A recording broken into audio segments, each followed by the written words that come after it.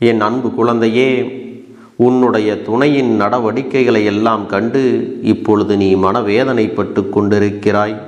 அவர்கள் படுகின்ற வேதனையை நினைத்தும் நீ வருந்தி கொண்டிருக்கிறாய். என் செல்ல பிள்ளையே, இதற்கெல்லாம் ஒரு பெண்தான் காரணமல்லவா? இந்த பெண் செய்கின்ற விஷயங்கள்தான் உன் வாழ்க்கையில் ஒவ்வொரு பிரச்சனைகளையும் நாள்தோறும் கொடுத்து கொண்டே இருக்கிறது.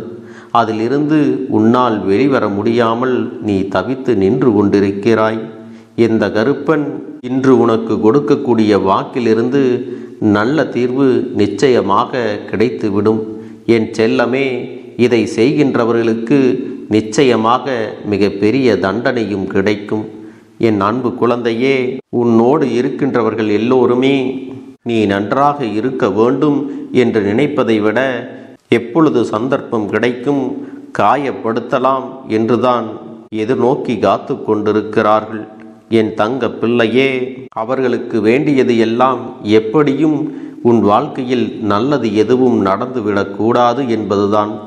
உன்னுடைய வாழ்க்கையில் நல்லதை மட்டும் நடத்தி விட்டுவிடக்கூடாது என்பதில் இவர்கள் அத்தனை கவனமாக இருந்து கொண்டிருக்கிறார்கள்.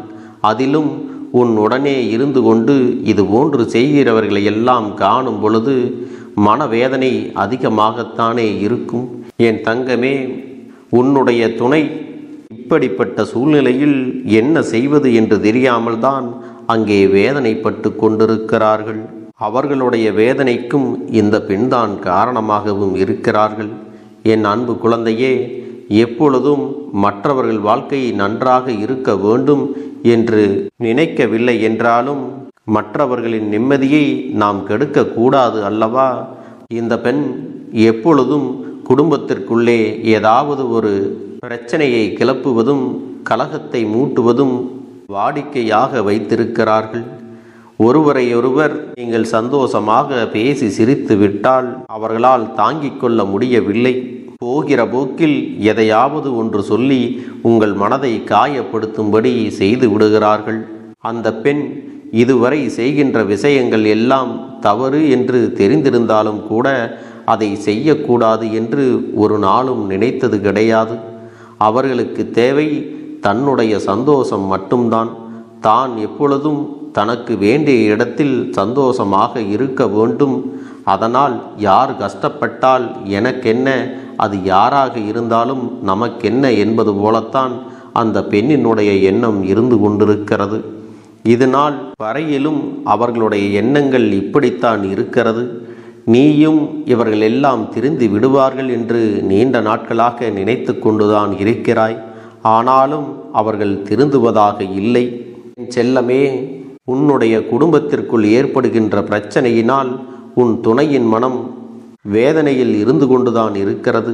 எத்தனை காலம்தான் நாமும் இந்த வாழ்க்கையை இப்படியே வாழ்ந்து கொண்டிருக்க முடியும்? ஏதேனும் ஒரு கட்டத்தில் இதற்கான முற்றுப்புள்ளி வைத்துவிட மாட்டோமா? நமக்கும் இந்த பிரச்சனைகள் எல்லாம் தீர்ந்து விடாதா என்று எண்ணி என் பிள்ளை நீ மனதில் தவித்து கொண்டிருக்கிறாய். உனக்கென்று கிடைக்க வேண்டிய தீர்வுகளை இந்த கருப்பண்ணசாமி நிச்சயமாக உனக்கு நான் சொல்லி விடுகிறேன்.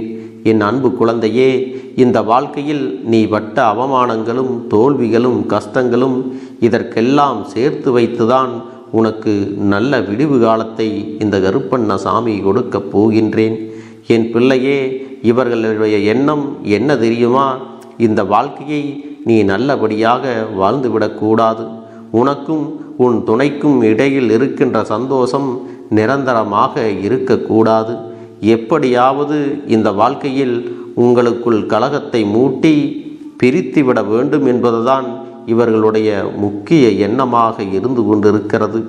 இந்த பெண்ணினுடைய நடவடிக்கைகளை இந்த கருப்பன் நான் கண்ட பொழுதுதான் இதையெல்லாம் புரிந்து கொண்டேன்.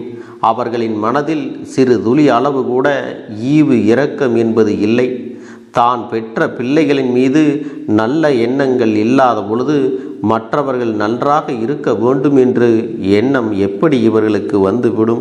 இனியும் இவர்கள் இப்படி நல்ல விதமாக நினைக்கப் போவது இல்லை, நல்லதை செய்து கொடுக்கப் போவதும் இல்லை. என் தங்கமே, இந்த கருப்பன் சொல்கின்ற வாக்கானது எல்லோருக்கும் பொருந்தாது. யாரொருவர் தன் வாழ்க்கை துணையோடு வாழ முடியாமல் குடும்பத்தில் இருக்கின்ற இந்த பெண்ணால் நாள்தோறும் பிரச்சனைகளை கண்டு அடிக்கடி நிம்மதியில்லாமல் வாழ்ந்து கொண்டு இருக்கிறார்களோ அவர்களுக்கு மட்டுமே பொருந்தும். இன்னும் எத்தனையோ பேர் இருக்கிறார்கள், தன்னுடைய பிள்ளைகள் எல்லாம் தன்னுடைய சுமையோடு சந்தோஷமாக வாழ வேண்டும், அவர்கள் மன நிம்மதியோடு வாழ வேண்டும் என்று நினைப்பதற்கும் அதற்காகவே சில விஷயங்களை விட்டு கொடுப்பதற்கும் இருக்கிறார்கள்.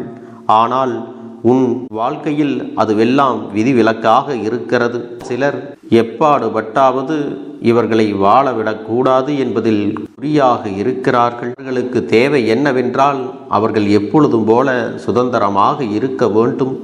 அவர்களுடைய இல்லத்தில் இன்னொருவரின் நடமாட்டம் சுதந்திரமாக மகிழ்ச்சியாக இருக்கிறது என்பதை அவர்களால் ஏற்றுக்கொள்ள முடியவில்லை. தான் மட்டுமே மனநிறைவோடு இருக்க வேண்டும், தான் மட்டுமே சந்தோஷமாக இருக்க வேண்டும், தன்னுடைய பிள்ளைகள் என்னாலும் தன்னை மட்டுமே அண்டி இருக்க வேண்டும் என்பதுதான் இவர்களுடைய ஒரே நோக்கமாக இருக்கிறது. ஆனால் இவர்கள் செய்கின்ற இந்த விஷயங்கள் எல்லாமே யார் மனதை பாதிக்கின்றதோ அவர்கள் ஒரு நல்ல பாடத்தை கற்றுக்கொள்கிறார்கள். அது என்ன தெரியுமா? இனி வரும் காலத்தில் நாமும் இது போன்ற ஒரு பதவியை அடையும் பொழுது நிச்சயமாக இது போன்று எந்த ஒரு கஷ்டத்தையும் நம்முடைய குழந்தைகளுக்கும் அவர்களுடைய வாழ்க்கை துணைக்கும் ஒரு நாளும் கொடுத்துவிடக்கூடாது என்பதிலே தெளிவாக இருக்கிறார்கள். அவர்களுடைய சந்தோஷத்திற்காகத்தானே இத்தனை நாளும் கஷ்டப்பட்டு நாம் அவர்களை வளர்க்கின்றோம். அப்படி இருக்கும் பொழுது பிள்ளைகளின் சந்தோஷம் நம்முடைய சந்தோஷம் அல்லவா? பிள்ளைகளின் சந்தோஷத்தையே எடுக்க வேண்டும் என்று நினைப்பவர்கள் நல்ல மனிதர்களாகவே இருக்க வாய்ப்பு இல்லை. அவர்களுக்குள் நல்ல எண்ணங்கள் இருக்கவும் வாய்ப்பு இல்லை. இவர்கள் எல்லாம் தெய்வங்களை வணங்குவதால் எந்த ஒரு பலனும் இல்லை. இப்பொழுது இருக்கின்ற சூழ்நிலையில் எத்தனையோ பேர் பெற்றோர்களை எல்லாம் தவிக்க விட்டு விடுகிறார்கள். ஆனால் அதே பெற்றோர்கள் தங்களுடைய குழந்தைகளை எந்த இடத்தில் வைத்து பார்க்கிறார்கள் என்பதையும் சிறு துளி அளவாவது கவனிக்க வேண்டியது கட்டாயமாக இருக்கிறது. குடும்பத்திற்குள் எந்நாளும் நுழைந்து சண்டைகளை மூட்டிக்கொண்டு ஒரு நிமிடம் கூட இந்த வாழ்க்கையை சந்தோஷமாக வாழ வேண்டும் என்று நினைக்க விடாமல் எப்பொழுதும் இந்த வாழ்க்கையை விட்டு விரட்டியடிக்க வேண்டும் என்று எண்ணிக்கொண்டு நாள்தோறும் ஏதாவது குற்றம் குறைகளை சொல்லிக்கொண்டே அவர்களின் மனதை காயப்படுத்தி கொண்டிருக்கிறார்கள். இன்னும் சிலர் இதைவிட ஒருபடி மேலாக சென்று அவர்களை பிரித்தும் விட்டு விடுகிறார்கள். வாழ்க்கை என்பது எதற்காக என்பது கூட தெரியாமல் முட்டாளாக இருந்து கொண்டிருக்கிறார்கள். அன்பு குழந்தையே, இப்பேற்பட்ட மனிதர்கள் இருக்கின்ற இந்த சூழ்நிலைக்குள் தான் நீ மீண்டு வர முடியாமல் போராடி கொண்டிருக்கிறாய். உன் வாழ்க்கை துணை ஆணாக இருந்தாலும் பெண்ணாக இருந்தாலும் இது போன்ற பிரச்சனைகள் குடும்பத்திற்குள் நடக்கும் பொழுது என்ன செய்வது என்று தெரியாமல் ஒருவர் முகத்தை ஒருவர் பார்த்து கொண்டு வேதனைப்பட்டு கண்ணீர் சிந்துவதை விட உன் அப்பன் ஒரு தீர்வினை சொல்லி விடுகிறேன். என் அன்பு குழந்தையே, தன்னுடைய குழந்தைகளே ஆனாலும் தன் முன்னிலையில் நன்றாக இருப்பது பிடிக்காத பெற்றோர்களுக்கெல்லாம் நீ கொடுக்க வேண்டிய மிகப்பெரிய பாடம் என்ன தெரியுமா? இவர்கள் முன்னிலையில் நீ தனித்து வாழ்ந்து காட்ட வேண்டும். வாழ்க்கை துணை என்பது நமக்கு எத்தனை முக்கியம் என்பதை நீ உணர்த்தி காட்ட வேண்டும். என் அன்பு குழந்தையே, இந்த கருப்பண்ண சாமியின் ஆசீர்வாதங்களும் அன்பும் துணையும் என்றென்றைக்கும் உனக்கு முழுமையாக கிடைத்து கொண்டே இருக்கும்.